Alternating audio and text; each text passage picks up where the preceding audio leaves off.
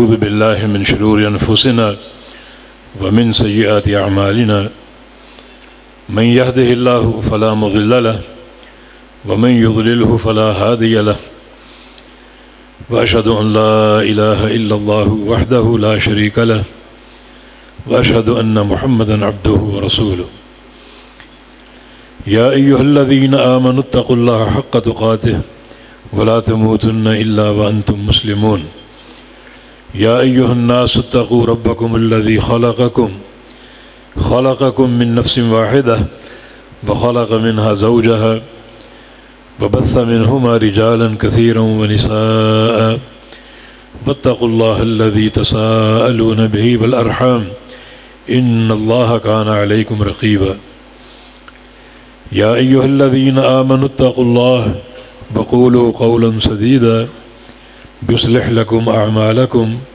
ويغفر لكم ذنوبكم ومن يطع الله ورسوله فقد فاز فوزا عظيما اللهم صل على محمد وعلى آل محمد كما صليت على إبراهيم وعلى آل إبراهيم إنك حميد مجيد اللهم بارك على محمد وعلى آل محمد كما باركت على إبراهيم وعلى آل إبراهيم إنك حميد مجيد أما بعد فقد حدثنا شيخنا شيخ المعقول والمنقول الشيخ حاكم علي الدهلوي رحمه الله وهو يروي عن الشيخ عبید اللہ الرحمانی صاحب المرعات وكذلك يروي عن الشيخ أحمد الله پرتاب گری وكذلك يروي عن الشيخ شرف الدين الدهلوي رحمه الله وكلهم عن شيخ الكل في الكل السيد نذير حسين محدث الدهلوي والسند بعد شيخ الكل معروف وقبل قليل قرأ علينا الطالب النجيب جزاه الله خيرا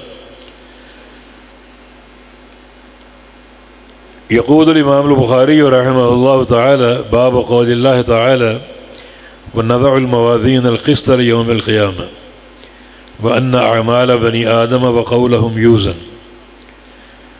وقال مجاهد القسطاس العدل بالرومية ويقال القسط مصدر المقسط وهو العادل وأما القاسط فهو الجائر حدثنا أحمد بن إشكاب قال حدثنا محمد بن فضيل عن عمارة بن القعقاع عن أبي زرعة عن أبي هريرة رضي الله تعالى عنه قال قال النبي صلى الله تعالى عليه وسلم كلمتان حبيبتان إلى الرحمن خفيفتان على اللسان ثقيلتان في الميزان سبحان الله وبحمده سبحان الله العظيم.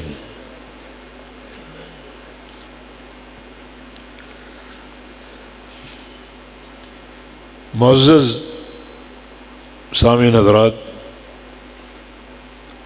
اور وعلى رأسهم فضيلة الشيخ انس المدنی حفظہ اللہ تعالی. یہ درس میرے لیے مشکل بنا دیا گیا ہے. دائیں طرف شیخ الحدیث عبدالعزیز علوی حافظہ اللہ تشریف فرما ہیں اور بائیں طرف شیخ الحدیث محمد ہود حافظہ اللہ تشریف فرما ہیں. تو میں نے یہ نیت کر لی کہ آج کا درس جو ہے اپنے ان دونوں مشائخ کو ایک سبق کے طور پر سناؤں گا تاکہ میری اصلاح ہو جائے. میں شکریہ ادا کرتا ہوں شیخ انس حافظہ اللہ کا جنہوں نے دعوت دی اور یہاں ہمارا مل بیٹھنا ممکن ہوا. جو نبی علیہ السلام کی بعض احادیث ہیں اللہ تعالیٰ آج کا یہ مل بیٹھنا ان احادیث کے تناظر میں قبول فرما لے.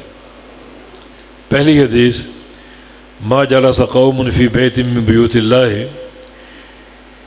یتلون القرآن ویتداولون بینہم الا حفتهم الملائکہ وغشیتهم الرحمہ ونظرت علیہم السکینہ وذکرہم اللہ فی من عندہ. جو لوگ اللہ تعالیٰ کے گھر میں بیٹھیں قرآن پڑھنے پڑھانے اور سیکھنے سکھانے کے لیے، دین اسلام کی باتیں کرنے کے لیے، ان کے لیے 4 اعزاز ہیں. ایک تو ملائکہ کی کثیر تعداد ان کو ڈھانپ لیتی. کتنی کثیر تعداد؟ اس کثیر تعداد کا احصاء یا شمار ممکن نہیں ہے. مسند احمد میں ایک حدیث صفوان ابن عسال کی روایت سے نبی علیہ السلام کے پاس آئے اور عرض کیا کہ جئتک اطلب العلم، میں آپ کے پاس علم طلب کرنے آیا ہوں. تو آپ نے فرمایا کہ مرحبا بطالب العلم، مرحبا طالب العلم کے لیے. یہ مرحبا جو ہے یہ ہر طالب علم کے لیے. آپ جانتے ہیں کہ واحد کا صیغہ اگر مضاف و معرفہ کی طرف تو اس میں عموم پیدا ہو جاتا ہے. یہ طالب صیغہ واحد، العلم معرفہ معرف باللام کی بنا پر مراد ہر طالب علم ہے. جیسے فَلْيَحْذَرِ الَّذِينَ يُخَالِفُونَ عَنْ أَمْرِهِ، امر صیغہ واحد ہے اور ضمیر معرفہ کی طرف مضاف ہے. مراد ایک امر نہیں بلکہ آپ کے جتنے بھی اوامر ہیں ان میں سے کسی امر کی مخالفت کرے گا تو اسے دنیا میں فتنہ اور آخرت میں عذاب علیم لاحق ہوگا. تو یہاں بھی یہ طالب العلم جو آپ نے فرمایا یہ سب طالب علموں کے لیے، تمام طلباء کے لیے، بالخصوص جو حدیث کے طالب ہیں. کیونکہ صفوان ابن عسال کا جو سوال تھا مسعد الخفین کے بارے میں، اس کی مدت، تو آپ نے فرمایا تھا کہ للمسافر 3 ایام ولیالیہن وللمقیم یوم ولیلہ. یہ تھا جو علم طلب کرنے آئے تھے. پھر آپ نے فرمایا کہ جو بھی طالب علم ہوتا ہے حفتہ الملائکہ، ملائکہ اس کو گھیر لیتے ہیں، اپنے پروں کا سایہ کرتے ہیں. اور ثم یرکب بعدہ بعدا، پھر وہ فرشتے ایک دوسرے پر سوار ہوتے ہیں اور کہاں تک پہنچتے ہیں؟ حتی یبلغ الی السماء، آسمان تک پہنچ جاتے ہیں. یعنی ایک طالب علم کی خاطر. تو یہ ایک عظیم بشارت اور سعادت ہے طلباء حدیث کے لیے کہ ملائکہ کی جماعت ایک جم غفیر کے ساتھ وہ ہوتے ہیں. تو اللہ کے گھر میں ہم یہاں بیٹھے ہیں اور علم کی باتیں ہو رہی ہیں. تو یہ پہلا اعزاز ملائکہ کا گھیر لینا. دوسرا اعزاز اللہ تعالیٰ کی رحمت کا اترنا، غاشیتہم الرحمہ، رحمت کا اترنا. اور تیسرا اعزاز نزلت علیہم السکینہ، ان پر سکینت نازل ہوتی. اور چوتھا اعزاز ذکرہم اللہ فی من عندہ، اللہ تعالیٰ اس مجلس کے سارے شرکاء کا ملائکہ کے سامنے نام لیتا ہے، ذکر کرتا ہے. بڑے عظیم یہ اعزاز ہیں. رحمت اترتی ہے، یعنی وہ لوگ رحمت کے مستحق ہو جاتے ہیں. اور اللہ کی رحمت کا قاعدہ یہ ہے، جس کو ایک قطرہ رحمت کا نصیب ہو جائے تو کبھی وہ رحمت کا تعلق ٹوٹے گا نہیں. اللہ تعالیٰ سب کچھ جانتا ہے، بندے کا ماضی، بندے کا حال اور بندے کا مستقبل سب کچھ جانتا ہے. تو اگر اس کی رحمت بندے کو حاصل ہو جائے وہ ہمیشہ قائم رہے گی، وہ سلسلہ کبھی ختم نہیں ہوگا. اور پھر رحمت وہ نعمت ہے جس کے بغیر جنت کا داخلہ ممکن نہیں ہے. صحیح بخاری کی حدیث ہے، لن يدخل احدکم عملہ الجنہ، تمہارا عمل تمہیں جنت میں داخل نہیں کرے گا الا برحمت اللہ، جب تک اللہ تعالیٰ کی رحمت نہ ہو. صحابہ نے پوچھا ولا انت یا رسول اللہ، کہ آپ بھی اپنے عمل کی بنا پر جنت میں نہیں جا سکیں گے؟ آپ کے عمل تو مثال ہیں قیامت تک کے لیے، آپ تو نمونہ ہے قیامت تک کے لیے، تو آپ اپنے عمل کی بنا پر جنت میں نہیں جا سکیں گے؟ فرمایا کہ ولا انا، میں بھی نہیں جا سکوں جب تک اللہ تعالیٰ مجھے اپنی رحمت سے ڈھانپ نہ لے. تو یقیناً ان مجالس کا یہ ایک بڑا اعزاز ہے. مجالس کے شرکاء پر اللہ کی رحمت اترتی، اور جس کو رحمت کا ایک ذرہ بھی حاصل ہو جائے تو بندہ چنا ہوا ہے، اللہ کا پسندیدہ ہے. اللہ رحمت دے کر چھینتا نہیں، وہ سلسلہ ٹوٹتا نہیں. تو اللہ تعالیٰ اسی حدیث کے تناظر میں ہمارا اس مسجد میں مل بیٹھنا قبول فرما لے. پھر ایک اور پہلو بھی ہے، اور وہ ہے ایک ہی مجلس میں ہزاروں ساتھیوں کی زیارت حاصل ہو جاتی، باہم مل بیٹھتے ہیں. الحب فی اللہ والبغض فی اللہ کے تحت یہ مل بیٹھنا، سننا سنانا سب اللہ کی رضا کے لیے ہے، اس میں کوئی دنیا کی غرض شامل نہیں. اور نبی علیہ السلام کا فرمان ہے، اللہ فرماتا ہے، حدیث قدسی ہے یہ، حقت محبتی دل متظاہرین فیہ، جو بندے میری خاطر ایک دوسرے کی زیارت کرتے ہیں ان بندوں کے لیے میری محبت فرض ہو جاتی.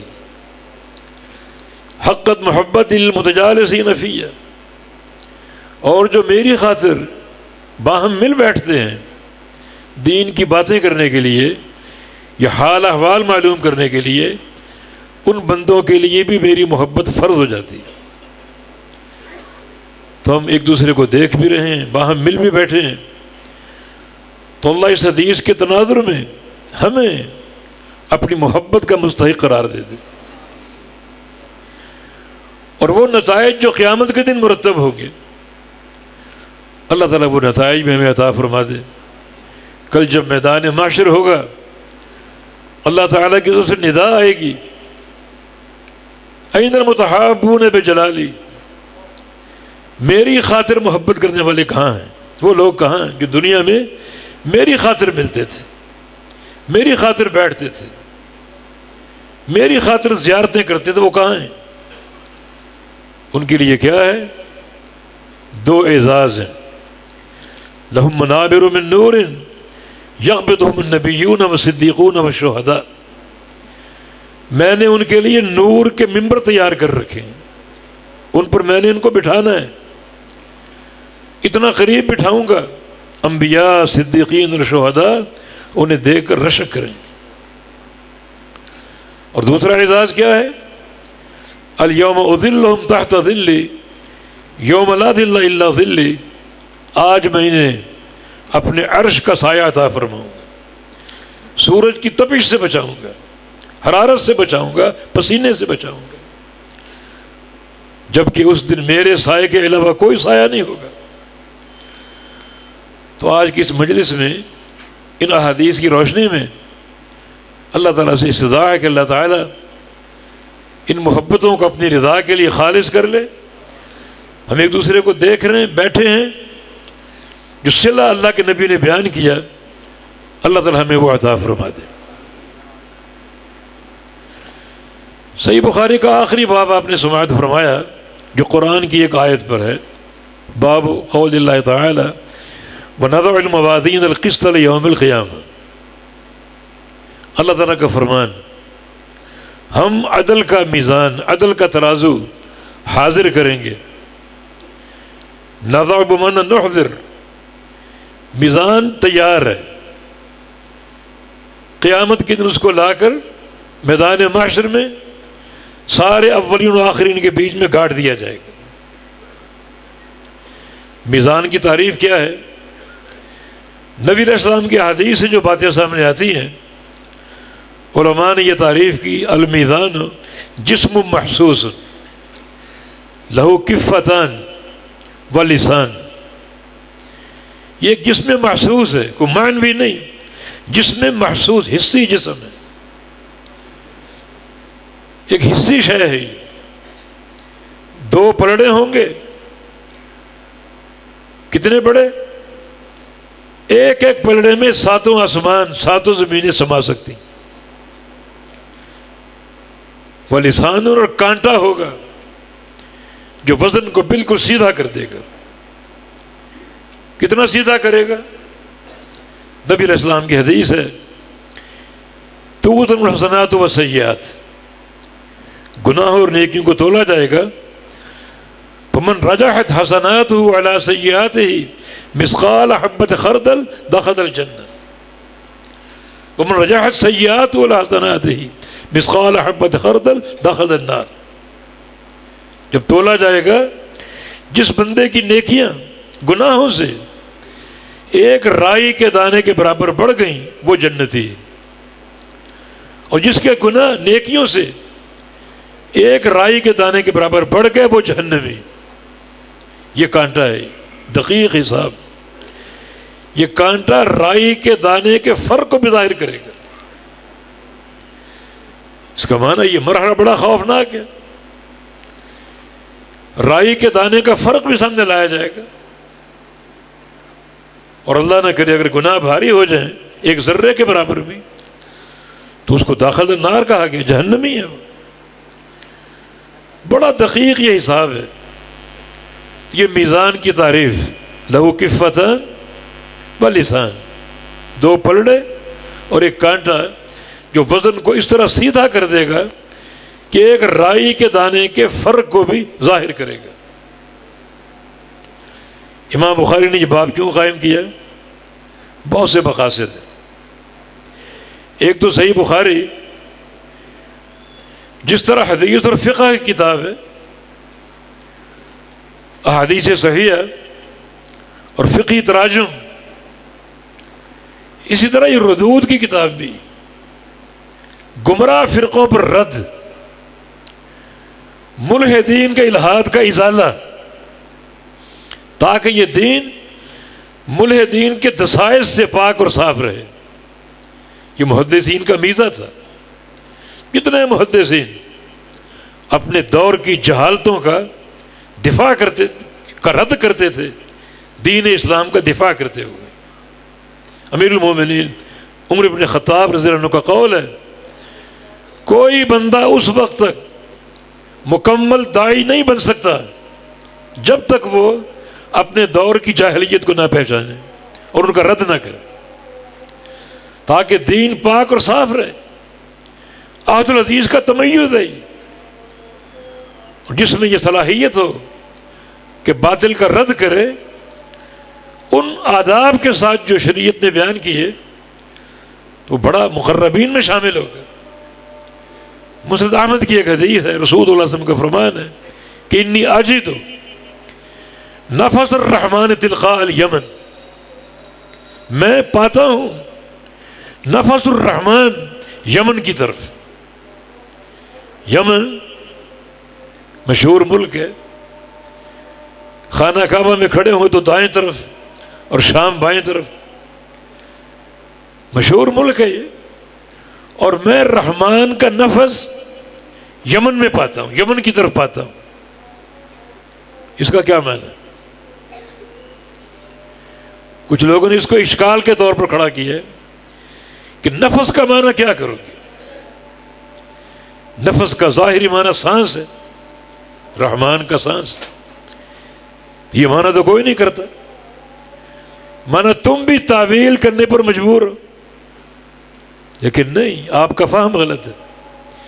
جو معنی محدثین نے کیا ہے وہ تعویل نہیں، وہ حقیقی معنی ہے. نفس الرحمن، نفس جو ہے واحد کا صیغہ جمع انفاس، سانس کے معنی میں.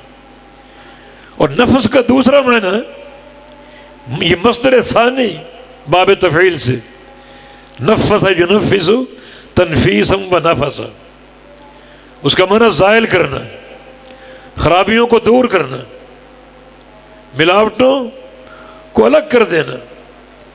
تو پھر نفس و معنی تنفیذ ہے. من نفس عن اخیہ المؤمن قربۃ من قرب الدنیا نفس اللہ عنہ قربۃ من قرب یوم القیامہ. ہٹانا، زائل کرنا، دور کرنا. تو یمن کی طرف نفس الرحمن ہے. اللہ تعالیٰ زیادہ توفیق اہل یمن کو دے گا جو باطل کے حملوں کو، ملحدین کے الہات کو دور کریں گے اور دین حق کا دفاع کریں گے. اور واقعتاً یمن کے محدثین کا ایک بڑا کردار رہا ہے جو آج تک جاری ہے. شیخ مقبل رحمہ اللہ کے تلامذہ کے ذریعے بڑی شان و شوکت کے ساتھ حدیث کی خدمت ہو رہی ہے، الہات کا ازالہ ہو رہا ہے. تو یہ قابل فخر ایک شے ہے جس کو اللہ تعالیٰ باطل کے رد کی توفیق دے، شرعی آداب کی روشنی میں وہ ایک بہترین کردار انجام دے رہا ہے جو انبیاء کا کردار ہے، جو ایک عالم کی سیرت میں ضروری شے ہے. تبھی تو اہل یمن کے بڑے مناقب ہیں. الایمان و یمان اور فقہ و یمان، ایمان تو یمن کا ہے اور فقاہت بھی یمن کی. لگتا ہے کہ یہ چیز نمایاں ہے کہ یمن کی طرف رحمان کا دفاع کرنا اور بدعات اور خرافات کو زائل کرنا، یہ توفیق زیادہ ہے. نبی علیہ السلام اشعری صحابہ کا قرآن سنا کرتے تھے. ابو موسیٰ اشعری کے بارے میں فرمایا کرتے لقد اوتی ھذا مزمارا من مزامیر آل داؤد. اشعری قبیلہ بھی یمن کا قبیلہ ہے. اتاکم اہل الیمن ہم ارق الناس افئدۃ والینھم قلوبا. یمنی لوگ تمہارے پاس آ چکے جن کے دل نرم ہیں، دلوں میں رقت ہے اور خشیت ہے، معنی نصیحت کو قبول کرنے والے. تو اہل یمن کی یہ شان، اور یہ بھی ان کی شان ہے کہ عاجز نفس الرحمن تلقاء الیمن. امام بخاری رحمہ اللہ رد کی اس خوبی سے پوری طرح مالا مال تھے. آپ نے صحیح بخاری پڑھی ہے، ہر دوسرا تیسرا باب کسی گمراہ فرقے کی تردید ہے. کہیں جہمیہ کی، کہیں معتزلہ کی، کہیں متکلمین کی، کہیں قدریہ کی، کہیں جبریہ کی، کہیں مقلدین جامدین کی. کسی نہ کسی گمراہ فرقے کی تردید. تو یہاں یہ آخری باب ہے. ہم قیامت کے دن عدل کا میزان قائم کریں گے، اور میزان جس میں محسوس کا نام جو اعمال کو تولے گا. یہ رد ہے معتزلہ کا. آج کے دور میں سمجھو عقل پرست لوگ جو عقلی امور شگافیوں کو نقل پر مقدم کرتے ہیں. قرآن عقل کے خلاف ہو، نعوذ باللہ، حدیث عقل کے خلاف ہو، اس کو رد کرنا آسان. معتزلہ وہ میزان کے منکر. جہاں بھی قرآن و حدیث میں میزان کا لفظ آیا ہے اس کا معنی عدل لیتے ہیں، حالانکہ میزان کا معنی ظاہر عدل نہیں ہے. معنی ظاہر ایک ترازو جو اشیاء کو تولنے والا ہے. یہ آیت کریمہ ان کے رد کے لیے کافی. آگے حدیث بھی آ رہی ہے. ثقیلتان فی المیزان، فی المیزان سے میزان کا اس بات ہے، اور ثقیلتان سے وزن کا اس بات ہے۔ اور دوسرا گمراہ فرقہ جو ہے جس کی تردید مقصود ہے وہ جبریہ، تقدیر کے منکر، تقدیر کو ماننے والے۔ قدریہ تقدیر کے منکر ہیں اور ان کے مقابلے میں پوری طرح جبریہ ہیں، تقدیر کو ماننے والے۔ قدریہ کا موقف یہ ہے اللہ تعالیٰ کا علم سابق نہیں ہے، بندہ عمل کرتا ہے تو اللہ کو معلوم ہوتا ہے، اللہ کے علم کی توہین، جبکہ تقدیر جو ہے اس کی پہلی بنیاد اللہ کے علم سابق پر ہے۔ کتب اللہ مقادیر الخلائق قبل ان یخلق السماوات والارض ب50 الف سنہ، اللہ تعالیٰ نے آسمانوں اور زمینوں کی تخلیق سے بھی پہلے 50,000 سال پہلے بندوں کی تقدیر لکھ دی، علم سابق ہے۔ جف القلم بما ہوا کائن، جو کچھ ہونے والا ہے اسے لکھ کر قلم خشک ہو چکی۔ فارغ ربک من العباد، تیرا رب بندوں کی تقدیر سے فارغ ہو چکا۔ تو اللہ کا علم سابق کی نصوص علم سابق کو ثابت کر رہے ہیں۔ معتزلہ نے اس کا انکار کیا، جبریہ نے اس کا انکار کیا، اور ہر انسان کو، یعنی قدریہ نے علم سابق کا انکار کیا اور جبریہ قدریہ کے مقابلے میں وہ کیا کہتے ہیں کہ انسان تقدیر میں جو لکھا ہوا ہے اس کے سامنے مجبور محض ہے، مجبور محض ہے۔ انسان جو عمل کرتا ہے اس لیے کرتا ہے کہ تقدیر میں لکھا ہوا ہے، اسے وہ کرنا پڑے گا، اس عمل میں اس کا ذاتی اختیار نہیں۔ ایک انسان گھر سے نکلے، رخ اس کا مسجد کی طرف ہو، تو اس لیے ہے کہ لکھا ہوا ہے تقدیر میں، اس میں اس کا کوئی کمال نہیں، نہ اس کی کوئی نیکی ہے۔ اور ایک انسان گھر سے نکلے اور اس کا رخ جوئے خانے کی طرف ہو، شراب خانے کی طرف ہو، کوئی گناہ نہیں، کوئی قصور نہیں، کیونکہ یہ سب کچھ تقدیر میں لکھا ہے اور مجبوراً وہ کر رہے ہیں۔ امام بخاری نے رد کیا ان کا، اگر یہ سارے اعمال بندے مجبوری کی بنا پر کر رہے ہیں تو پھر حساب و کتاب کیوں؟ اللہ تعالیٰ کا یہ فرمان بنضع الموازین القسط لیوم القیامہ، ہم قیامت کے حساب کے لیے عدل کا میزان قائم کریں گے، گناہوں کو نیکیوں کو تولیں گے، حساب ہی تو ہے نہیں۔ تو اس ترجمۃ الباب میں ان دو گمراہ فرقوں کا رد ہے۔ امام بخاری کا اولی مقصد، ایک مقصد اور بھی جو لیوم القیامہ سے حاصل ہوتا ہے، لیوم القیامہ، یہ لام حرف تعلیل ہے اور حذف مان کر مانا یہ ہوگا لحساب یوم القیامہ، قیامت کے حساب کے لیے ہم عدل کا میزان قائم کریں گے۔ مانا کیا ہوا؟ حساب کے مختلف مراحل ہیں، بندوں کے اعمال کے تعلق سے انسان کو، ہر بندے کو ان مراحل سے گزرنا پڑے گا۔ اعمال کی گنتی ہوگی، پہلا مرحلہ، اور گنتی میں بہت سے امور ہیں تاکہ پوری طرح اللہ کے عدل کی حجت قائم ہو جائے۔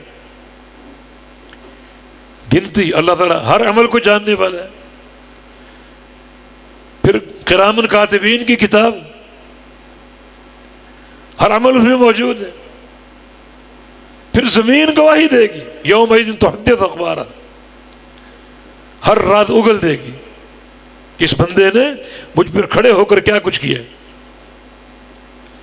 بندے کے اعضاء گواہی دیں گے، ہاتھ، پاؤں، کان اور آنکھیں، جسم کے دیگر اعضاء گواہی دیں گے اس بندے نے کیا کچھ کیا۔ یہ اعمال کی گنتی ہے، یہ اعمال کی تعداد، تاکہ بندوں پر ان کے عمل کی تعداد کی حجت قائم ہو جائے۔ یہ ایک مرحلہ ہے۔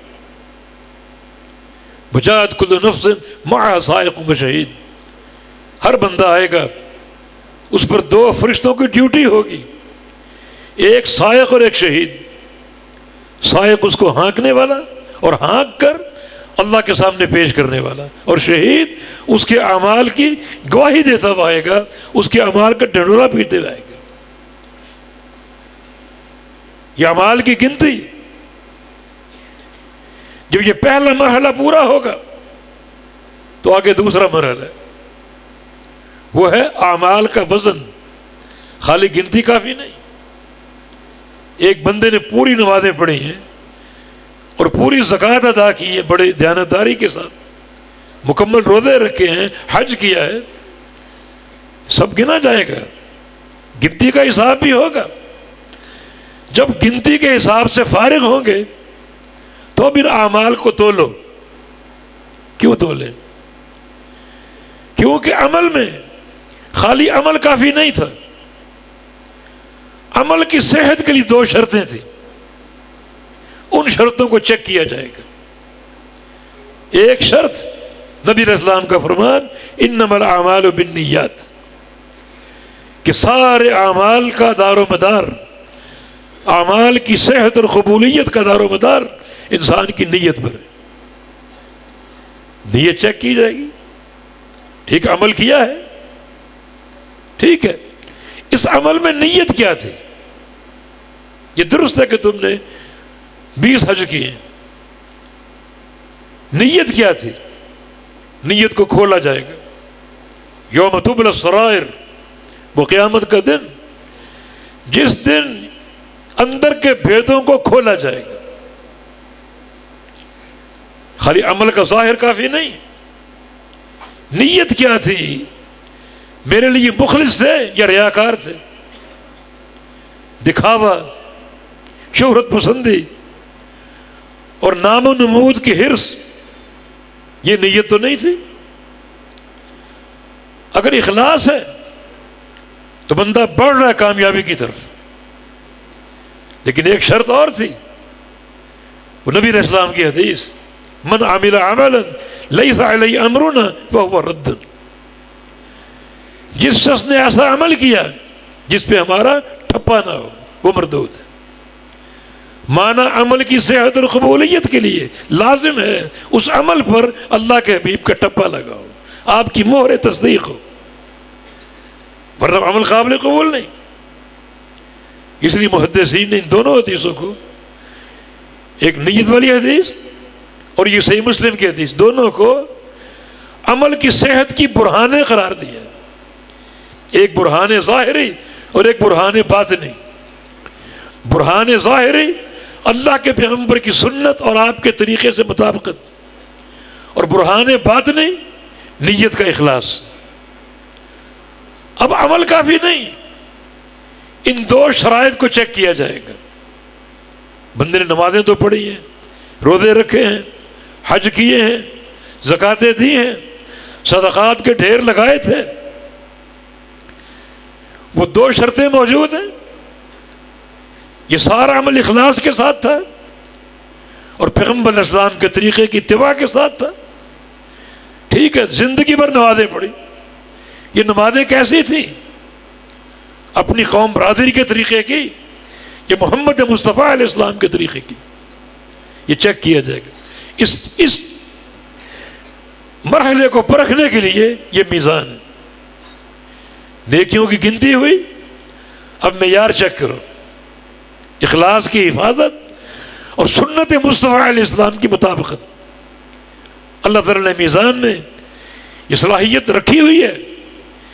ان اعمال کو تولے گا جن اعمال میں یہ 2 چیزیں ہوں گی, اخلاص اور سنت کی اتباع. اور اگر ایک چیز ہے دوسری نہیں ہے تو اس عمل کا میزان میں کوئی وزن نہیں ہوگا. اور اگر دونوں مفقود ہیں تو بندہ انتہائی پرلے درجے کا ناکام اور نامراد. تو اپنا محاسبہ کریں. عمل کے تعلق سے ہماری نیتوں کا عالم کیا ہے؟ نبی علیہ السلام کی سنت کی مطابقت کا عالم کیا ہے؟ بڑی قوت کے ساتھ سنت کی اتباع کی حرص اپنے اندر پیدا کرو. اسی قوت کے ساتھ بدعت کی نفرت پیدا کرو, بدعت کی اور بدعتی کی. اور بڑی قوت کے ساتھ اخلاص کی حفاظت کرو، اسی قوت کے ساتھ ریاکاری کی نفی کرو، سب چیزیں تولی جائیں گی۔ تو میزان وزن ظاہر کرے گا اس عمل کا جس عمل میں یہ دونوں چیزیں موجود ہیں، اخلاص اور سنت کی اتباع۔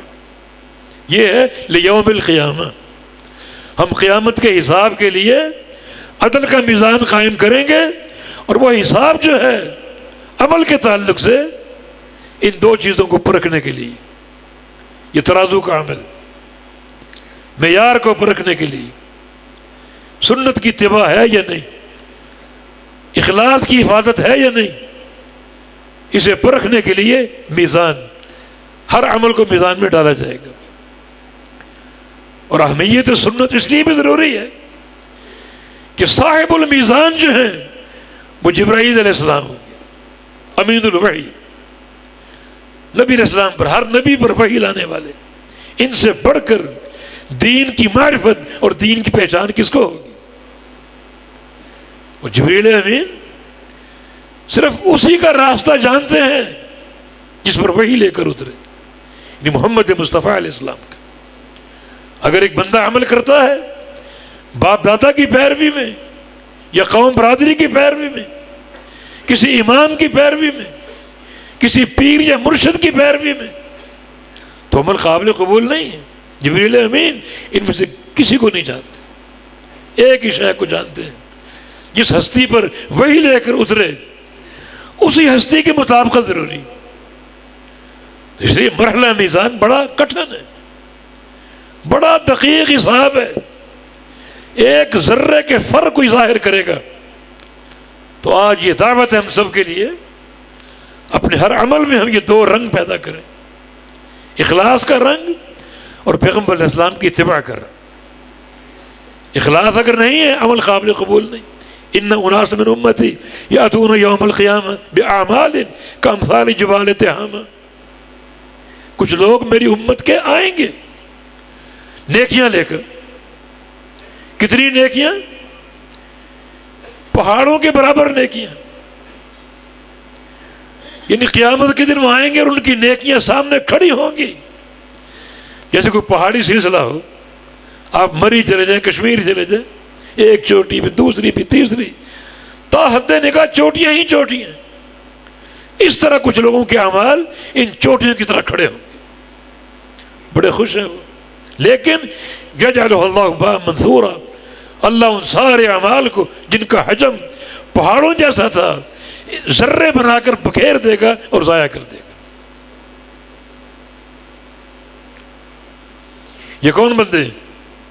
یہ بندے وہ ہیں جن کے دو چہرے تھے، ایک چہرہ دنیا والوں کو دکھانے کے لیے اور ایک اللہ کو دکھانے کے لیے۔ دنیا والے دیکھ رہے ہیں تو پارسا بنا ہوا، متقی بنا ہوا، اپنا تقوی جھاڑتا ہے، اپنی نیکیاں ظاہر کرتا ہے دنیا کو دکھانے کے لیے۔ اب جب تنہا ہو گیا خلوت میں، صرف اللہ دیکھ رہا ہے، تو چن چن کر گناہ کرتا ہے، گناہ کرتا ہے۔ ابن قیم کے الفاظ میں، یا من جعلت اللہ احون الناظرین الیک، بندے افسوس تجھ پر، تجھے جو بھی دیکھ رہا ہے تو نے ان سب میں گھٹیا اللہ کو لیا۔ باپ دیکھ رہے بڑے مطمئن، بڑے محتاط، استاد دیکھ رہا ہے، کوئی بڑا دیکھ رہا ہے بڑے محتاط، کوئی گناہ نہیں کرنا، پارسا بنے، متقی بنے، تقوی کا بھرم جھاڑتے ہیں۔ تنہا ہو گئے، صرف اللہ دیکھ رہا ہے، اب گناہ کر رہے،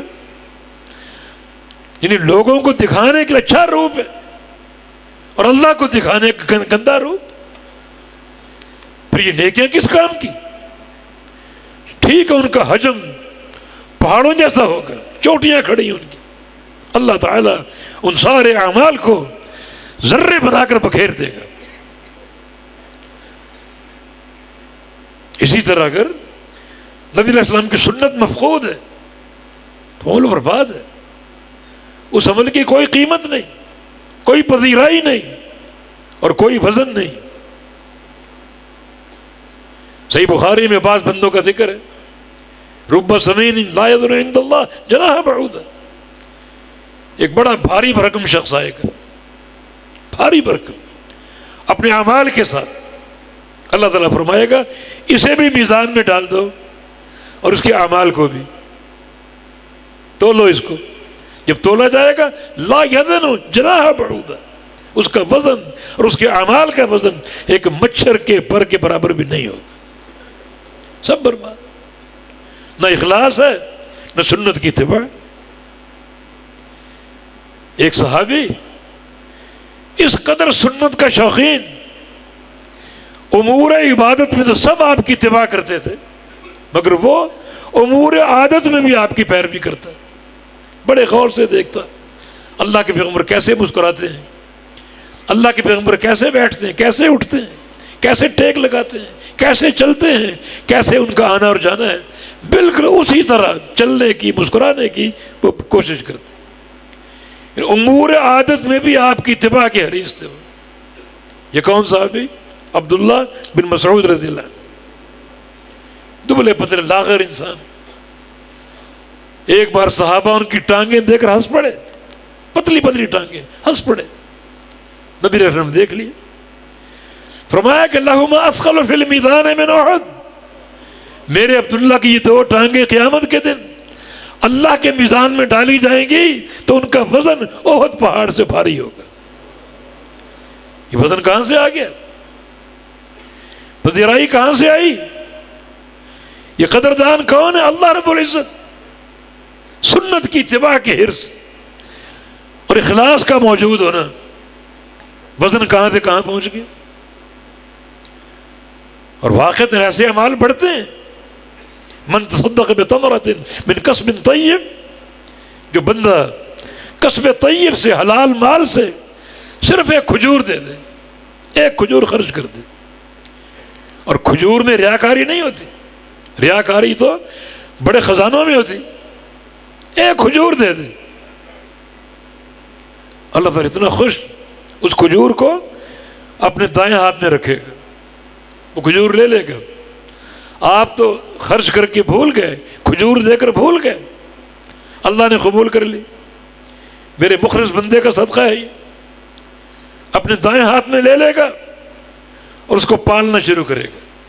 یربیہا کما یربی احدکم فلوہ، جیسے تم اپنے جانور کے بچے کو پالتے ہو، اللہ کھجور کو پالے گا۔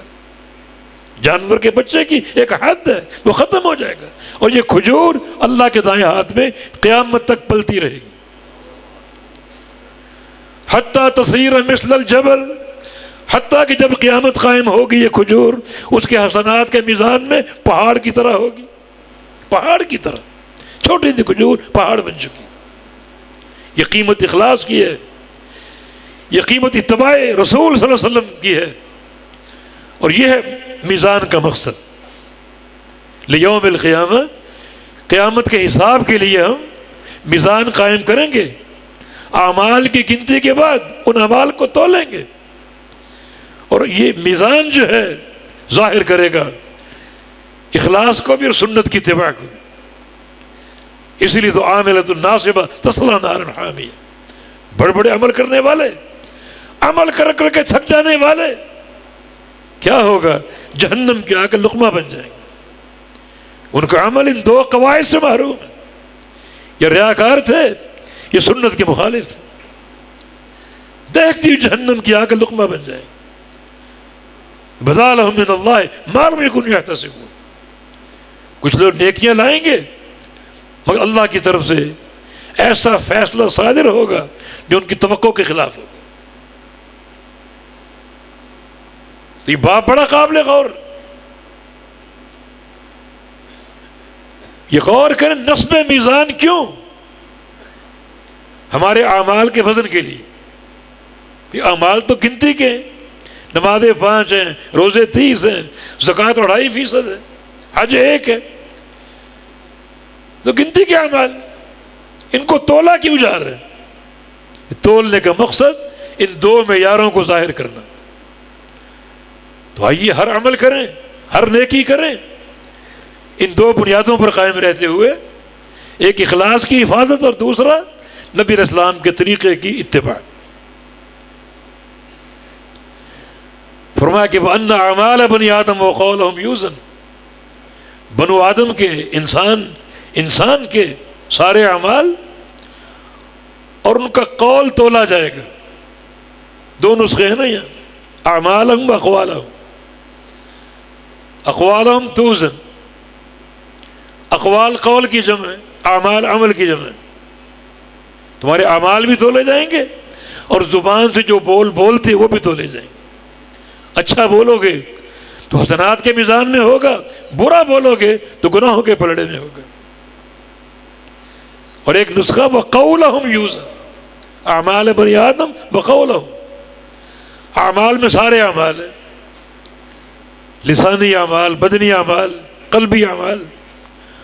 اور قولہم جو ہے، بعض شارحین نے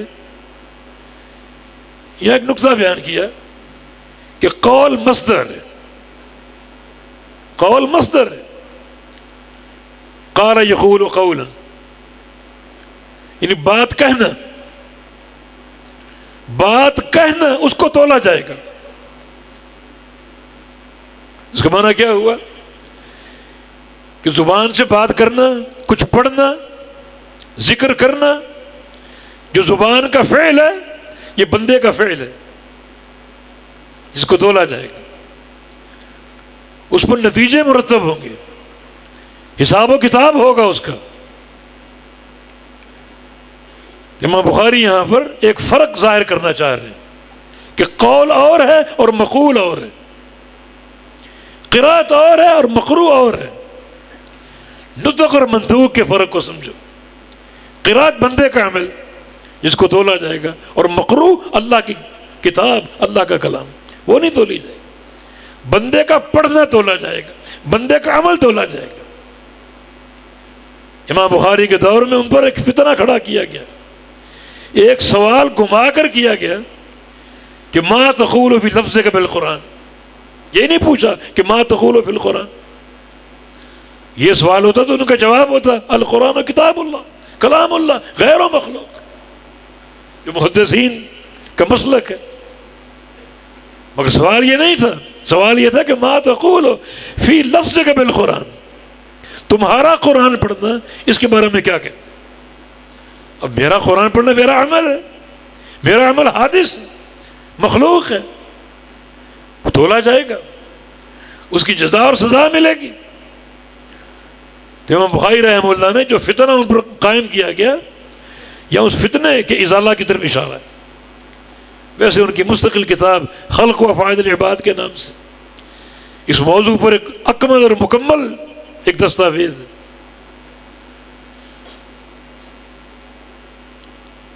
آگے امام مجاہد کا قول، وقال مجاہد القسطاس والعدل بالرومیہ، قسطاس اور قسطاس بکسر القاف اور بضم القاف، یہ دونوں قرأتیں متواتر قرأتیں ہیں. قسطاس پڑھ لو یا قسطاس پڑھ لو، یہ رومی زبان کا لفظ ہے بمعنی عدل. رومی سے عربی میں آ گیا، اب یہ معرب بن گیا. جب معرب بن گیا اس پر عرب کے سارے قواعد لاگو ہوں گے، نحوی صرفی سارے قواعد اس پر لاگو ہوں. جس فَذِنُوا بِالْقِسْطَاسِ الْمُسْتَقِيمِ اس آیت کی طرف اشارہ ہے.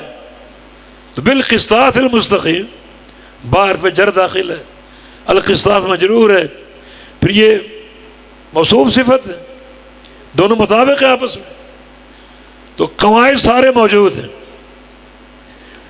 اور اس کے بعد ایک اور لغوی مسئلہ ہے، وَيُقَالُ الْقِسْطُ مصدر المقسط وهو العادل، کہ قسط مقسط کا مصدر، قسط مقسط کا مصدر. امام بخاری پر کافی اعتراض بھی یہاں ہوئے کہ قسط مقسط کا مصدر کیسے ہو سکتا، لیکن ممکن ہے. مصدر بحسب زوائد یہ قاعدہ معروف ہے. اقسط اقساطا اصل مصدر ہے یہ، اور اقسط اقساطا و قسطا بحسب زوائد. بحسب زوائد اگر مانیں گے تو پھر یہ اقساط کے معنی میں عدل کے معنی میں ہوگا. اور اگر اس کو قاصد یقصد قسطا ثلاثی مجرد کے باب کا مصدر مانیں گے تو ظلم کا معنی ہوگا اقسط اقساطا و قسطا بمعنی عدل، اور قسط قسطا بمعنی ظلم. قاعدہ آپ نے پڑھ رکھے فصول اکبری میں، باب افعال کی خاصیت اعطاء ماخذ ہے، دے دینا، اور ثلاثی مجرد کے باب کی خاصیت سلب ماخذ ہے. اقسطہ اے اعطاہ قسطہ جو کہ عدل ہے، اور قسط اے سلب من القسط، سلب من القسط جو کہ ظلم ہے. تو اگر قسط ہو ثلاثی مجرد کا مصدر تو بمعنی ظلم ہوگا، وَأَمَّا الْقَاسِطُونَ فَكَانُوا لِجَهَنَّمَ حَطَبًا. اور اگر مقسط ہو باب افعال کا مصدر تو معنی عدل کا ہوگا، ان اللہ یحب المقسطین، یحب المقسطین. باہر کیفی ایک دقیق مسئلہ، دونوں کا مادہ قاف سین طا ہے، لیکن ایک باب میں عدل کا معنی، ایک میں ظلم کا معنی. تو اور بھی لغت کی معرفت بڑی ضروری، قواعد کی پہچان، نحو و صرف پر مہارت، لغت سے مہارت، اور صحیح فہم معنی کا بڑا ضروری. یہ نہیں کہ آج کے دور کی طرح دو لفظ پڑھ لیے مفتی بن بیٹھے. بڑا ایک دقیق علم کتاب و سنت کا، جن قواعد کو جاننا اور پرکھنا ضروری. بہت محنت کیجیے، عربی لغت پر محنت کیجیے. یہ محنت جو ہے یہ آپ کو ہر محاذ میں کامیابی سے مدار کرے گی. آگے امام بخاری کی سند ہے، امام کے شیخ احمد بن اشکاب، ان کے شیخ محمد بن فضیل، ان کے شیخ عمارہ بن قعقاع، اور ان کے شیخ ابو زرع، اور آگے ان کے شیخ اول محدث اس امت کے ابو ہریرہ رضی اللہ عنہ. یہ پوری سند ثقات پر مشتمل، سند متصل بھی ہے اور تمام راوی ثقہ ہیں، تمام راوی ثقہ ہیں. یہ ایک نقطے کی بات یہ ہے کہ بخاری کی پہلی حدیث اور یہ آخری حدیث دونوں میں غرابت ہے. حدیث غریب وہ ہوتی ہے کہ سند کے کسی طبقے میں ایک راوی ہو، چاہے سارے طبقات میں تواتر ہو، ایک طبقے میں ایک راوی تو حدیث غریب ہے. کچھ لوگ غریب کا معنی نہیں سمجھتے، وہ کہتے ہیں غریب اس کے پلے کچھ نہیں، فقیر ہے، غریب ہے، کلاش ہے، اس کے پلے کچھ نہیں. غریب سے مراد ایک راوی کسی طبقے میں، اور وہ راوی اگر ثقہ ہے تو حدیث صحیح، وہ ضعیف ہے تو پھر ضعیف ہوگی. اور یہ ساری سند ثقات پر مشتمل. امام بخاری کے 3 شیوخ ہیں اس کی روایت میں، احمد بن اشکاب ہے، زہیر بن حرب اور قتیبہ بن سعید، اور باقی پوری یہ سند وہ افراد پر غرابت ہے، مگر سارے راوی ثقہ ہیں، عادل اور ضابط ہے. یہ حدیث صحیح ہے. سیدنا ابو ہریرہ رضی اللہ عنہ اس حدیث کے راوی. جب بھی ان کا نام آئے اللہ کی رضا کی دعا کیا کرو، ان کی رضی اللہ تعالی عنہ. اپنے دلوں کو ابو ہریرہ کی محبت سے بھر لو. ابو ہریرہ صحابی، یہ ایک نشان ہے مسلک اہل حدیث کی حقانیت کا، کیونکہ رسول اللہ صلی اللہ علیہ وسلم نے ایک حدیث بیان کی، اس میں 2 صفیں جدا کر دیں. ابو ہریرہ کو دیکھا تو دعا کی، اللہم احب عبدک ھذا واحببہما الی عبادک المؤمنین. یا اللہ اس بندے سے محبت کر اور اسے اپنے سارے مومن بندوں کا محبوب بنا دے. مانا جس دل میں ابو ہریرہ کی محبت ہے وہ مومن ہے، اور جس دل میں محبت نہیں ہے وہ جائے اپنے ایمان کا محاسبہ کرے، اپنے ایمان کو چیک کرے، اپنے ایمان کو شرعی کسوٹی پر پرکھے. یہ حدیث 2 صفوں کو جدا کر رہی. محبت ہے تو مومن ہے، محبت نہیں ہے تو اس کا ایمان چیک ہونا چاہیے، اس کے ایمان میں خلل ہے. اور بحمد العہد الحدیث سب سے بڑھ کر اس عظیم صحابی سے محبت کرتے، کوئی کسی قسم کا خلل نہیں. باقی جماعتیں، باقی لوگ، باقی فرقے، طوائف بہت زیادہ ان پر نقد کرتے ہیں، اور کچھ تو کہتے ہیں کہ غیر فقیہ تھے، غیر فقیہ تھے. کتنا بڑا ظلم! یعنی 5575 احادیث کا راوی غیر فقیہ. فقہ کس چیز کا نام؟ اصل فقہ اللہ کے پیغمبر کی حدیث ہے، فقہ کی اساس اللہ کے پیغمبر کی حدیث ہے. کچھ لوگ فقہ اور سمجھتے ہیں، عجیب فقہی مسائل کو. 2 بندے چوری کرنے جائیں، ایک گھر میں کود گیا، دوسرا باہر کھڑا، ہدایہ کھولی، دوسرا باہر کھڑا. اندر جانے والا گھر کا سامان اٹھاتا ہے، گٹھڑی بناتا ہے اور باہر والے کو دے دیتا ہے. سوال یہ کہ حد کس پر قائم ہوگی چوری کی؟ جواب سنیے، بڑا بہترین جواب، لطیفہ آج کا، کہ دونوں میں سے کسی پر حد قائم نہیں ہوگی. اس کی علت کیا ہے؟ حاشیہ دیکھو. جو اندر گیا، جس نے چوری کی، وہ لے کر نہیں گیا، اور جو لے کر گیا اس نے چوری نہیں کی. یہ فقہ ہے.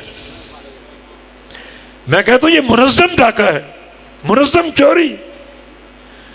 تو کتنی ایک چھوٹ دے دی کہ جاؤ 2 بندے مل کر جاؤ چوریاں کرو، حد قائم نہیں ہو، گارنٹی.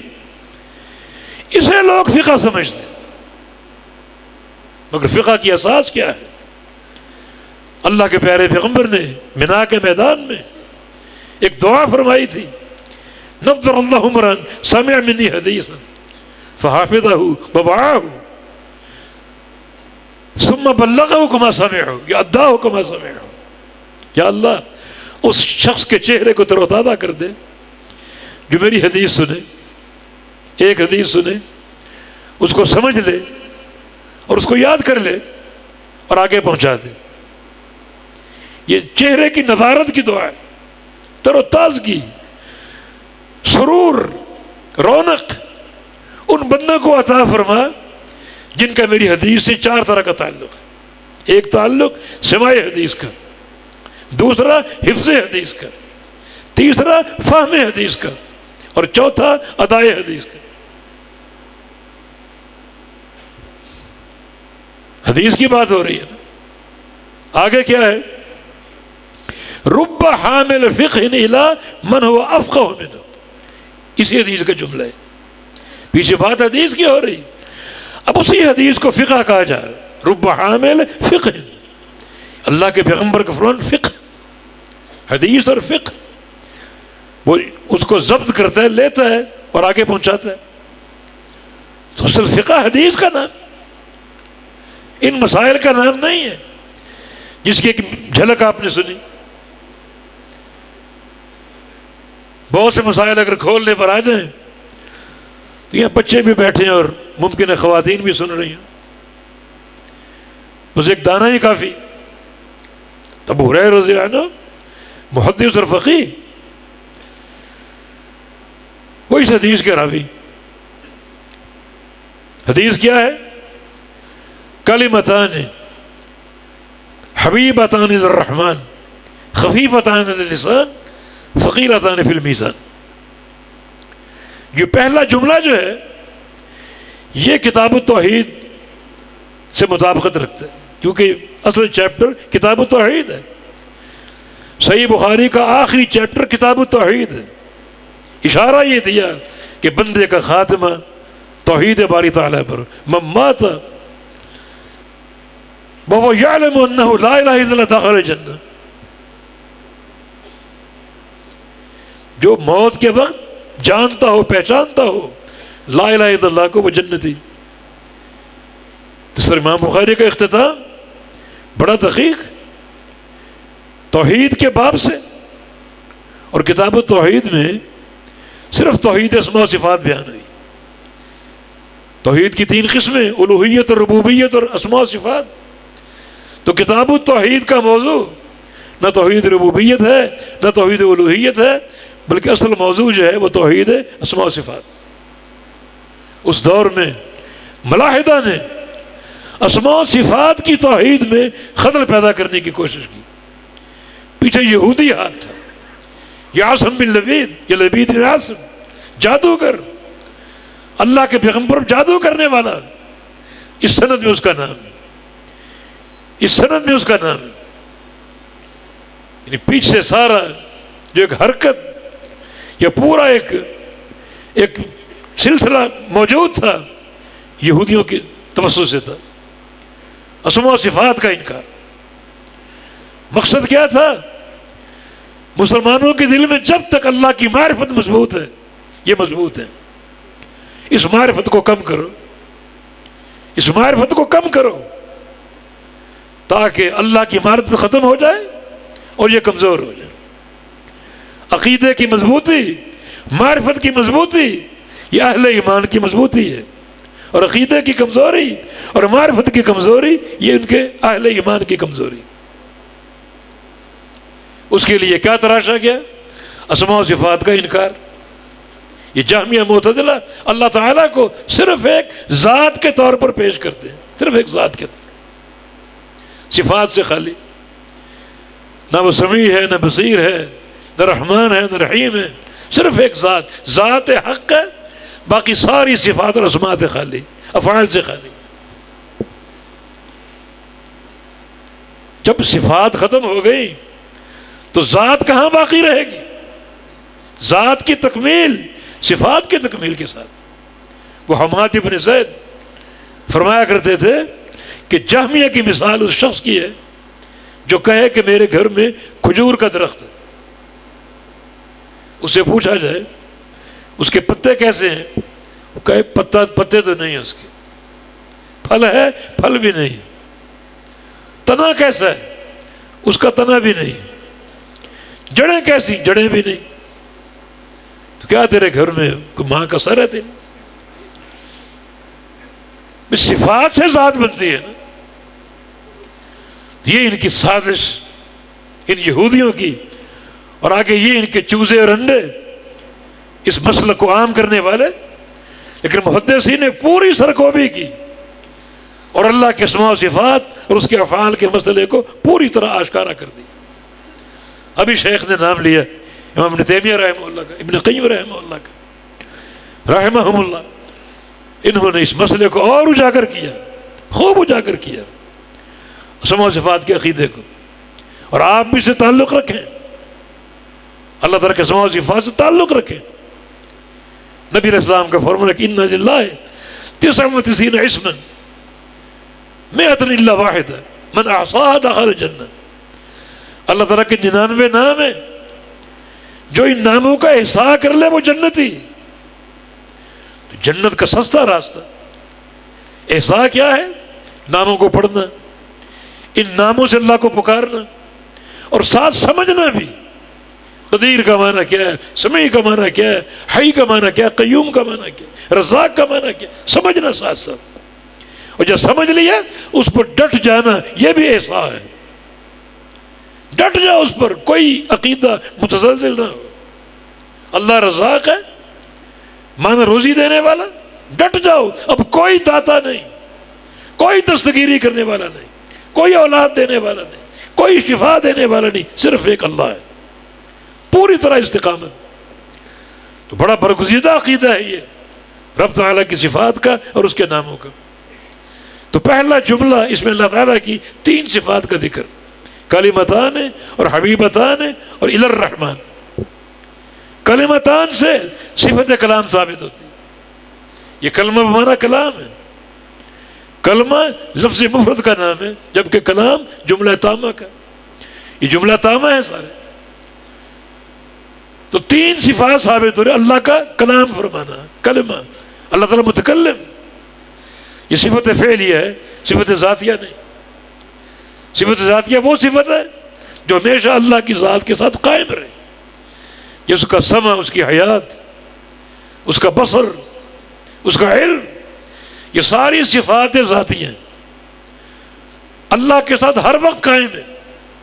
اور صفات فعلیہ اللہ کی مشیت پر ہے، جب اللہ چاہے اس صفت کو اختیار کر لے، جب چاہے نہ اختیار کرے.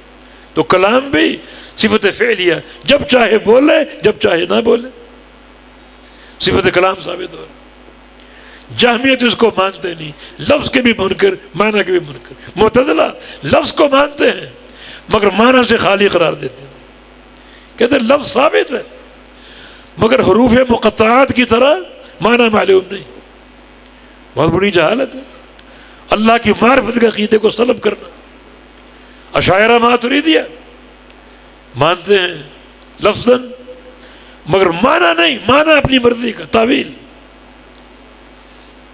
تعویل کے ساتھ. جناب کلام نفسی ہے، کلام لفظی نہیں. کلام لفظی کے لیے ہم محتاج ہوتے ہیں کئی چیزوں کے، زبان کے، حلق کے، دانتوں کے، ہونٹوں کے. تو یہ ساری چیزیں رحمان میں پیدا کرنی پڑیں گی. گویا رحمان بھی کلام کے لیے ان چیزوں کا محتاج ہے. سبحان اللہ،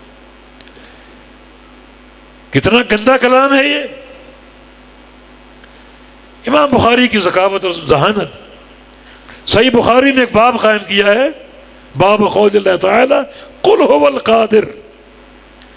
اسماء و صفات کے باب میں کہہ دو وہی قادر. هو القادر ترکیب آپ جانتے ہیں، مبتدا خبر ہے. خبر نکرہ ہوتی مگر یہ معرفہ ہے.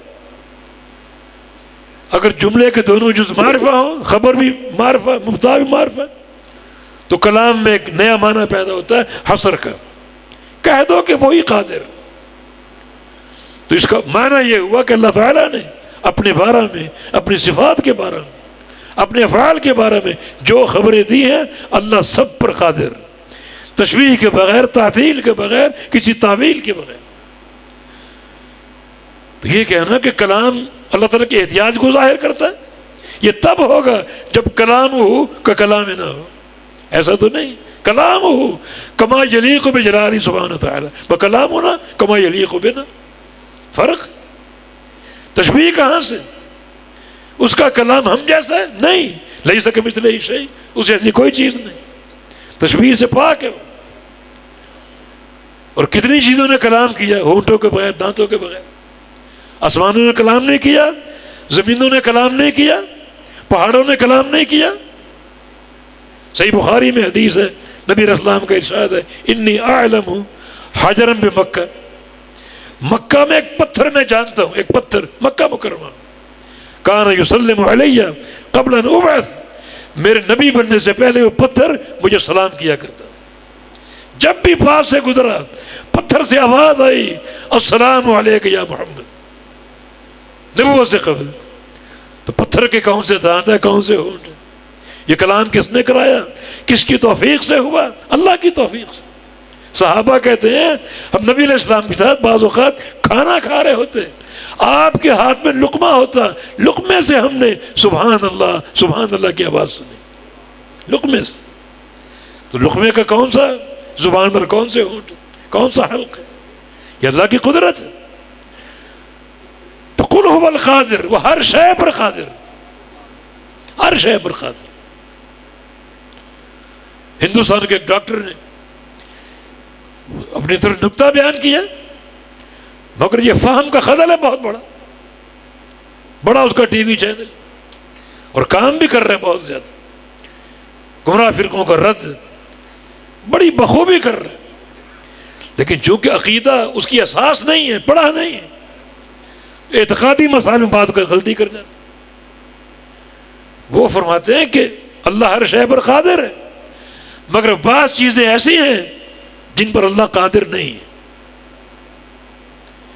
ان اللہ علی کل شیء قدیر، اس کا تو انکار ہوا نا. مثال دی، دو ضدوں کو جمع کرنا، ایک چیز کالے بھی ہو سفید بھی ہو، اس پر اللہ قادر نہیں. چھوٹی بھی ہو بڑی ہو، اللہ قادر نہیں. بھئی اس بات کی ضرورت کیا ہے؟ اس لیے سلف صالحین نے اس کا معنی کیا کیا؟ ان اللہ علی کل شیء شاء قدیر، اللہ ہر شے پر قادر ہے جو وہ چاہے. دیکھیں قیامت کا دن 50,000 سال کا قرآن کہتا ہے، یہی دن بعض لوگوں پر 2 نمازوں کے وقفے کے بقدر گزر جائے گا. دن ایک ہی ہے، کسی کے لیے چھوٹا کسی کے لیے بڑا. اللہ کی قدرت ہے نا. ایک ہی دن 50,000 سال کے برابر، اور وہی دن بعض لوگوں کے لیے ظہر اور عصر کے وقفے کے برابر. مسند احمد کی حدیث ہے، قیامت کے دن 3 لوگ اپنا عذر پیش کریں گے. ایک وہ شخص جو مجنون تھا اور پاگل تھا، وہ کہے گا یا اللہ میرے پاس عقل نہیں تھی، مجنون تھا میں، عقل ہوتی تو میں دین قبول کر لیتا. اور ایک بہرا، میں تو سن نہیں سکتا، سن سکتا ہوتا تو دین کو سنتا اور قبول کر لیتا. اور تیسرا وہ شخص جو فترہ کے دور میں پیدا ہوا اور فترہ میں مر گیا. فترہ کے دور سے مراد وہ دور ہے جس دور میں نبی کوئی نہیں تھا. عیسیٰ علیہ السلام آسمان پر اٹھائے گئے اور محمد مصطفیٰ علیہ السلام کی بعثت، ان دونوں کے درمیان 600 سال کا فاصلہ ہے. یہ فترۃ الرسل کا دور ہے. میرے دور میں نبی نہیں آیا، آتا تو میں مان لیتا. اللہ تعالیٰ فرمائے گا چلو تمہارا امتحان لے لیتے. ایک گڑھا حاضر کیا جائے گا، آگ کا گڑھا. اللہ فرمائے کود جاؤ اس میں، چھلانگ مار دو، اس گڑھے میں داخل ہو جاؤ. اب کوئی داخل ہوگا اور کوئی نہیں ہوگا، ڈرے گا. جو داخل ہوگا وہ امتحان میں کامیاب ہے، جو داخل نہیں ہوگا وہ امتحان میں ناکام. تو وہ جو گڑھا آگ کا بطور آگ نظر آ رہا ہے، داخل ہونے کے لیے وہ گلزار جنت بن جائے گا، ہرا بھرا بنے. یعنی آگ بھی ہے اور جنت بھی. رب تعالیٰ کی قدرت تم کیا جانو؟ اللہ کی قدرت کے بارے میں جاہلانہ باتیں کیوں کرتے ہو؟ تو اللہ ہر شے پر قادر، جو اس نے خبر دی اس پر قادر. وزن اعمال کی خبر دی، اللہ اعمال کو تولے گا. ہمارا عقیدہ ہے. اللہ تعالیٰ نے فرمایا کہ میں کلام کرتا ہوں، ہمارا عقیدہ ایمان ہے، اللہ کلام کرتا ہے. اور وہ کلام کرنے میں کسی شے کا محتاج نہیں ہے، محتاج ہم ہیں. ہم محتاج، اللہ محتاج نہیں. اللہ کی قدرت کو اپنی قدرت پر قیاس نہ کرو. دوسری حبیبتان، صفت اللہ تعالیٰ کی محبت، صفت محبت. اللہ محبت کرتا ہے.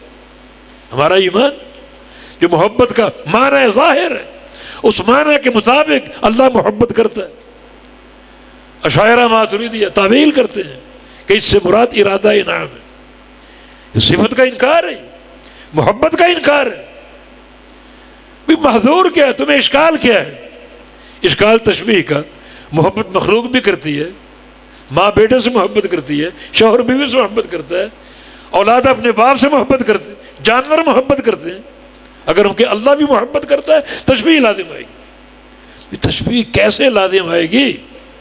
اس عقل کو سمجھاؤ تو. جبکہ عقیدہ یہ ہے کہ حبہ لیس کحبنا، حبہ کما یلیق بجلالہ سبحانہ وتعالی وحبنا کما یلیق بنا. فرق تو ہے نا. تشبیہ کہاں ہے؟ تشبیہ کہاں ہے؟ تشبیہ تو مخلوقات کے اندر نہیں ہے. خالق اور مخلوق میں کیسے ہو سکتی؟ ایک طرف ہاتھی ہے ایک طرف چونٹی ہے، دونوں مخلوق ہیں، دونوں برابر ہیں کیا؟ ایک طرف ہاتھی کی ٹانگ ہے ایک طرف چونٹی ہے، دونوں برابر. سورج ایک مخلوق ہے اور یہ لائٹ بھی مخلوق ہے، اس کی روشنی سورج جیسی. کہاں ہے تشبیہ؟ خالق اور مخلوق کی تشبیہ کیسے ہو سکتی؟ اب جو صفت محبت کو نہیں مانتا اور تعویل کے شکنجے میں کسنے کی کوشش کرتا ہے تو اللہ تعالیٰ اس سے محبت کرے گا؟ وہ اللہ کی محبت کا مستحق ہوگا؟ ہرگز نہیں. کچھ لوگ اللہ کی رؤیت کا انکار کرتے ہیں، اللہ کے دیدار کا. ان کو اللہ کا دیدار حاصل ہوگا تو صفت کو تو مانتے ہی نہیں. اس طرح ادھر رحمان، رحمان اللہ کا نام اور اس کا معنی مہربانی کرنے والا، رحمت کرنے والا، یہ اس کی صفت ہے. ہمارا اس پر ایمان ہے. یہاں بھی تعویل ہے. رحمت سے مراد ارادہ انعام ہے. رحمت مخلوق کے اندر بھی ہے. تشبیہ لازم آئی. تشبیہ کیسے لازم آئے گی؟ رحمتہ کما تلیق بجلالہ. تشبیہ کیسے بنتی؟ اور کچھ لوگ کہتے ہیں کہ رحمت جو ہے انفعالی صفت ہے. انفعالی معنی اس میں تغیر ہے. ایک بندہ غصے میں ہو تو اندر کیفیت کچھ اور ہوتی ہے، رحمت ہو تو کیفیت کچھ اور ہوتی ہے. تو یہ صفت تغیر کو موجب ہے. یہ تغیر انسانوں کے لیے، رحمان کے لیے نہیں. رحمتہ کما تلیق بجلالہ، مخلوق جیسی نہیں ہے، کیونکہ لیس کمثلہ شیء. مخلوق کے لیے انفعالی صفت ہے، رحمان کے لیے نہیں، جیسے اس کی ذات کے لائق. اور یہ وہ ایمان ہے اسماء و صفات پر، انتہائی معتبر، انتہائی اجر و ثواب کا حامل، اللہ کی محبت کا باعث. تمام اسماء و صفات کے بارے میں یہ عقیدہ بنا لو، یہ نام حق ہے، یہ صفت حق ہے، معنی معلوم ہے، کیفیت معلوم نہیں. کیفیت اللہ کے سپرد ہے، معنی معلوم، اس پر ایمان ہے.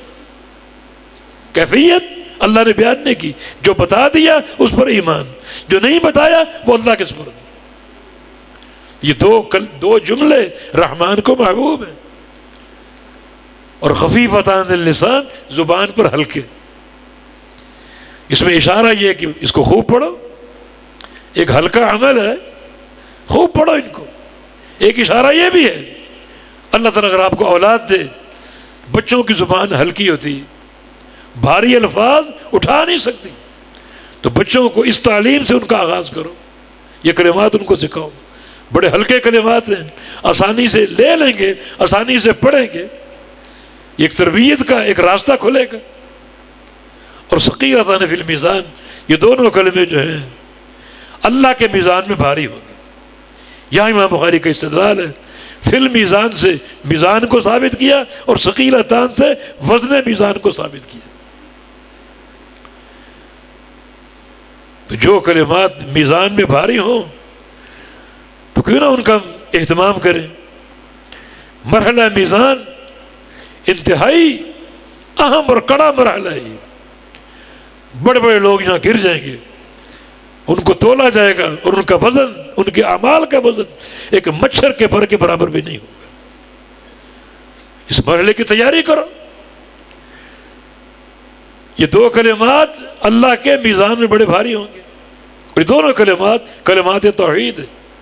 مانا قیامت کے دن جو نیکی اللہ کے میزان میں سب سے بھاری ہوگی وہ توحید کی نیکی.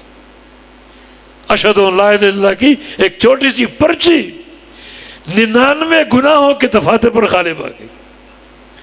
حدیث موجود مسلم احمد کی. 99 اس بندے کو پکارا جائے گا، اور وہ آ رہا ہے، اور سامنے 99 دفتر کھلے ہوئے، گناہوں سے بھرے ہوئے، سیاہ کاریوں سے بھرے ہوئے. اب وہ دیکھ کے ڈر رہے، کانپ رہے. فرشتے دیکھ رہے، نیکی کوئی بھی نہیں، اس کا کیا حساب، کیا وزن اس کا، چلو جہنم کی طرف. اس کا رخ جہنم کی طرف موڑ دیتے. اللہ فرمائے گا لا تعجلوا علی عبدی، فرشتوں اس بندے پر جلدی نہ کرو، واپس لاؤ. بلا ان لہ عندی حسنہ، اس کی ایک نیکی میرے پاس موجود ہے، میں نے سنبھال کے رکھی ہوئی. تو لو، نیکی موجود ہے، وزن کرو. ایک طرف بطاقہ، چھوٹی سی پرچی، چھوٹی سی پرچی، ایک طرف 99 گناہوں کی دفاتر. جب تولا جائے گا ثقلت البطاقہ، پرچی بھاری پڑ جائے گی. پرچی کو کھولا جائے گا، اس میں کیا ہے؟ اشہد ان لا الہ الا اللہ، اللہ کی توحید کی گواہی. لا یثقل مع اسم اللہ شیء، اللہ کے نام کے مقابلے میں کوئی شے بھاری نہیں ہو سکتی. اس بندے نے یہ گواہی دی، کتنے صدق کے ساتھ، کتنے اخلاص کے ساتھ، کتنے علم اور معرفت کے ساتھ، کتنے یقین کے ساتھ. اللہ کو پسند آ گئی، اللہ نے یہ پرچی سنبھال لی، آج اس کے کام آ گئی. مانا عقیدہ توحید جو ہے وہ حسنات کے پلڑے کو بڑا بھاری کرنے والا. اب یہ سبحان اللہ بحمدہ، یہ دونوں توحید کے کلمات. سبحان اللہ اور الحمدللہ، یہ دو کلمات ایسے ہیں جن میں پوری توحید اسماء و صفات. سبحان اللہ میں تنزیہ ہے، اللہ ہر عیب سے پاک، ہر شریک سے پاک. بڑے بڑے شرکاء مقرر کیے گئے، اللہ ان سے پاک ہے. قوم نوح کے دور میں، ہر نبی کے دور میں، محمد مصطفیٰ علیہ السلام کے دور میں، آج تک بھی قدم قدم پر درگاہیں موجود ہیں، جبے قبے موجود ہیں، لوگ ان کا طواف کرتے ہیں، سجدے کرتے ہیں، سارے شرکا. سبحان اللہ پاک ہے. ایک بندہ اگر شرک کرتا ہے اور سبحان اللہ وہ کروڑا بار کہے، کوئی فائدہ نہیں. اس ذہن کو، دل کو بت خانے سے پاک کرو. شرک کی نفی یہ کلمہ تنزیہ ہے، اور بحمدہ یہ کلمہ اس بات ہے. اللہ تعالیٰ کے لیے تمام صفات کاملہ اس کے لیے ثابت، کمال کی صفات، کوئی نقص نہیں. تو سبحان اللہ میں نفی کا معنی، بحمدہ میں اس بات کا معنی. صفات منفیہ اور صفات ثابتہ ساری اس میں آ گئی. یہ دو کلمات اسماء و صفات کی توحید کا مرقع ہے. یہ کلمات کثرت سے پڑھیں. سبحان اللہ و بحمدہ سبحان اللہ العظیم. اللہ تعالی ہمیں اپنے عقیدہ توحید کا فہم عطا فرمائے. سبحان اللہ نصف المیزان والحمد للہ تملا. غور کیا؟ سبحان اللہ اکیلا سبحان اللہ اللہ کے آدھے میزان کو بھر دے گا. الحمدللہ پورے میزان کو بھر دے گا. یعنی ایک ہی دو جملے اللہ کے پورے میزان کو بھرنے کے لیے کافی. اور میزان سن لیا آپ نے، ایک پلڑے میں 7 آسمان اور 7 زمینیں سما سکتی. اس کا معنی یہ نہیں کہ ایک بار پڑھا اور میزان بھر گیا. نہیں، سبحان اللہ میں ایک عقیدہ ہے، تنزیہ کا عقیدہ. اس کو سمجھو، اس پر قائم رہو، پوری زندگی قائم رہو. بحمدہ ہی میں اس بات کا عقیدہ ہے. اللہ تعالیٰ کے لیے صفات ثابتہ، سارا کمال اللہ کے لیے، کیونکہ سارا کمال مطلق اللہ کے لیے، تو اللہ تعالیٰ ہی حمد مطلق کا مستحق ہے. پوری زندگی اس پر قائم رہو، تنزیہ کے عقیدے پر اور اس بات کے عقیدے پر. پوری زندگی اس کا فہم عام کرو، اس کا پرچار عام کرو، تو یہ آپ کی یہ ایک ہی نیکی اللہ کے پورے میزان کو بھر دے گی. اللہ پاک توفیق عطا فرما دے، توحید کا فہم عطا فرما دے. اللہ ان دینی اداروں کو قائم و دائم رکھے. دارالقرآن کلیہ دارالقرآن بحمد اللہ شیخانہ حافظہ اللہ کی ادارت میں چل رہا ہے، اور ان کے والد محترم جماعت کے محدث مولانا عبداللہ رحمہ اللہ کا صدقہ جاریہ اللہ اس کو قائم و دائم رکھے. یہ طلبہ فارغ ہوں گے، یقیناً میدان عمل میں اتریں گے.